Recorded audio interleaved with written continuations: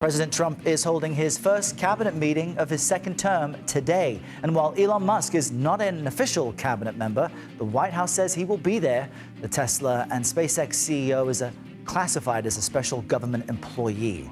But to speak more about that upcoming meeting, let's bring in CBS News senior White House correspondent Weijia Jiang. As you see her there at the White House this morning, Weijia, some of these cabinet members told their staff not to follow Musk's email directive about what they did in the past week. So how do we expect this meeting to run today?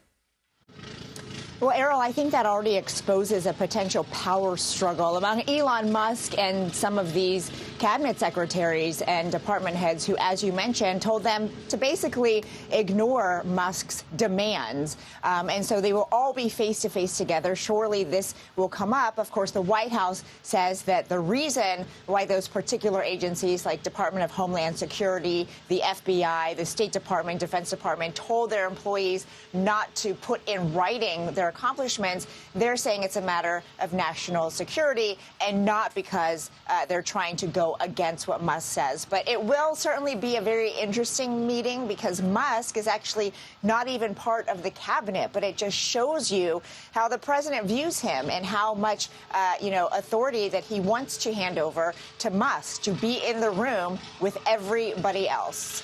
Another big headline we've been reporting is on this framework that the U.S. and Ukraine have reached as far as accessing Ukraine's rare minerals. What's in this framework and what would it guarantee?